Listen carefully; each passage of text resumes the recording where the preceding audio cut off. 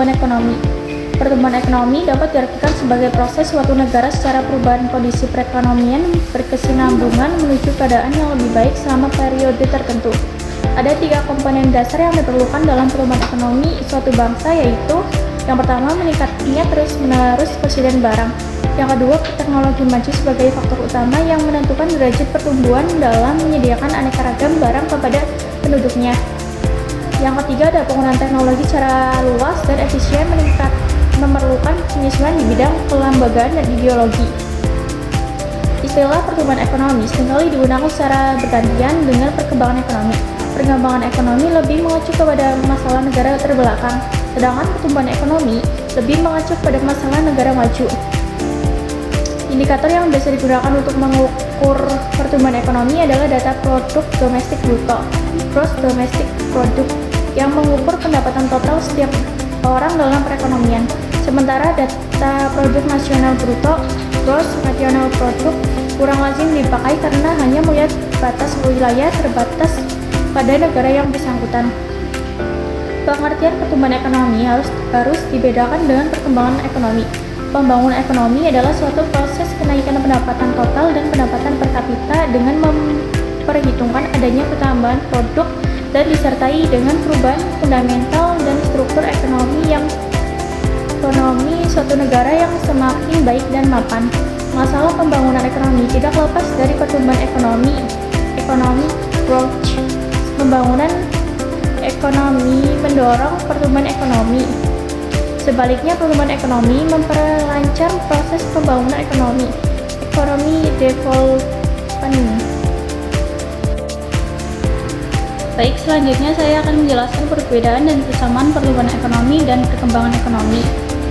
Perbedaan: pembangunan ekonomi lebih bersifat kualitatif, tidak hanya pertambahan produksi, tapi juga terdapat perubahan-perubahan dalam struktur perekonomian.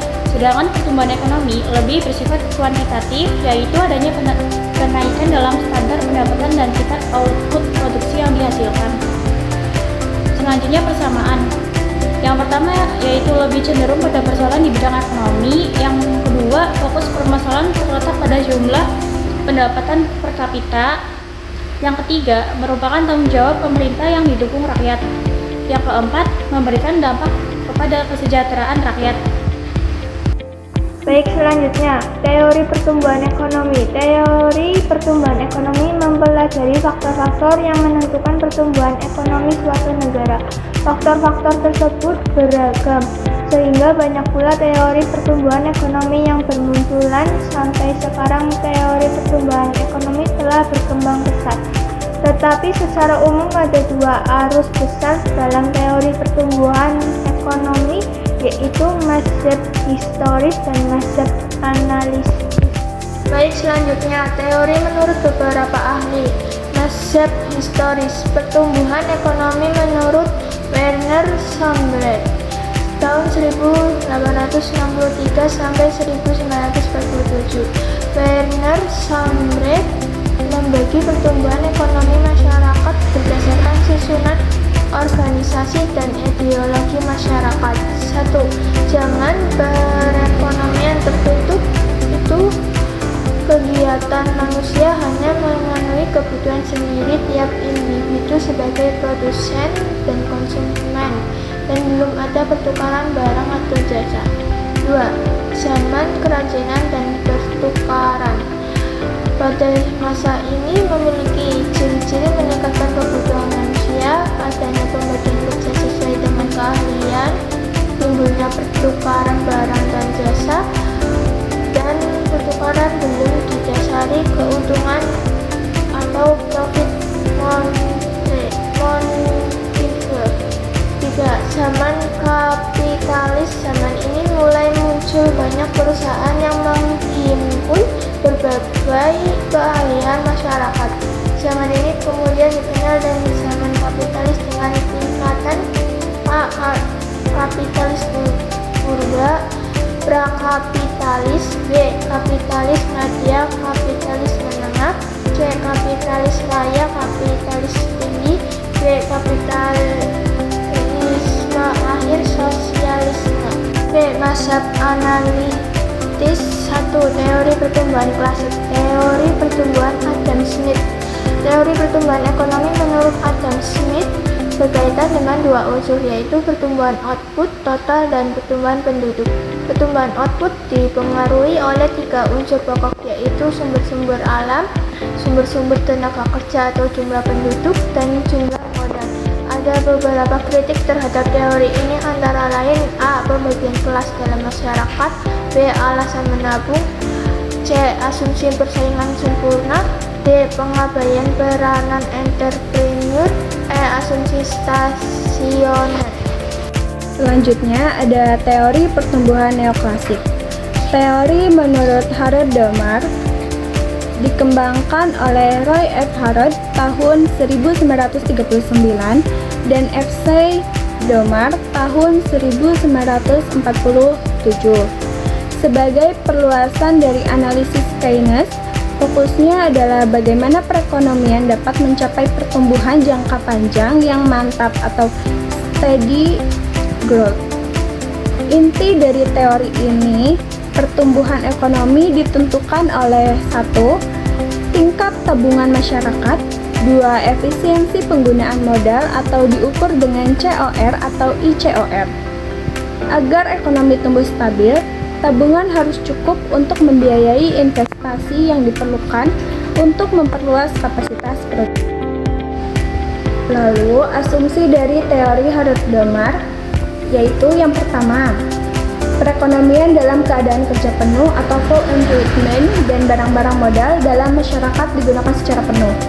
Kedua, perekonomian terdiri dari dua sektor, yaitu sektor rumah tangga dan sektor perusahaan. Berarti pemerintah dan perdagangan luar negeri tidak ada. Ketiga, besarnya tabungan masyarakat dan pendapatan nasional adalah proporsional, artinya fungsi tabungan mulai dari titik nol. Keempat, kecenderungan untuk menabung atau marginal propensity to save (MPS) besarnya tetap. Demikian juga rasio antara modal output dan rasio pertambahan modal output. Kelemahan atau kritik 1. MPS dan ICOR tidak konstan dalam kenyataan sehingga hasil model kurang realistis. 2.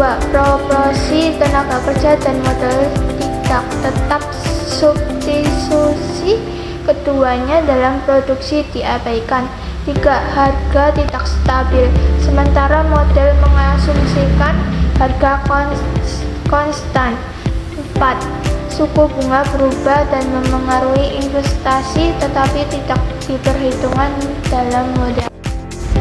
Selanjutnya ada teori-teori baru pertumbuhan ekonomi. Yang pertama, teori pertumbuhan baru atau NGT.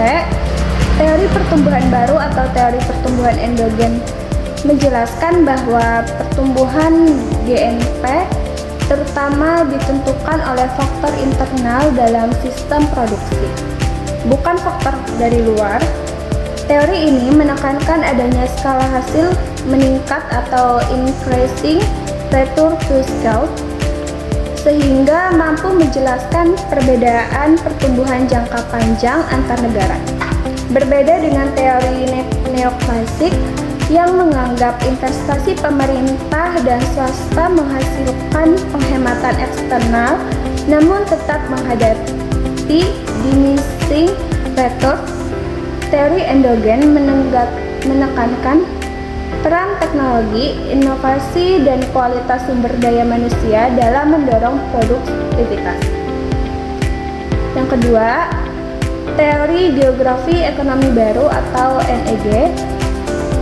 Teori geografi ekonomi baru menekankan pentingnya aglomerasi atau pengelompokan aktivitas ekonomi. Aglomerasi terjadi karena perusahaan berusaha memperoleh penghematan melalui kedekatan geografis. Penghematan lokalisasi muncul ketika perusahaan dalam industri yang sama berada berdekatan, sehingga peningkatan produksi total menurunkan biaya produksi dan membentuk kluster industri. Sementara itu, Penghematan urbanisasi terjadi ketika berbagai jenis perusahaan berada di kota besar dengan skala ekonomi luas, sehingga biaya produksi lebih rendah dan menguntungkan seluruh perusahaan. Proses ini menciptakan wilayah metropolitan yang semakin luas, dan urbanisasi yang cepat berkaitan erat dengan modernisasi serta pembangunan negara-negara berkembang.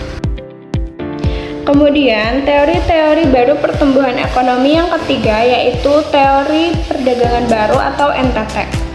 Menjelaskan perdagangan internasional berdasarkan skala ekonomi, efek jaringan dan keuntungan penggerak pertama atau first mover advantage yang dikembangkan oleh ekonom seperti Paul Krugman pada akhir 1970-an dan awal 1980-an.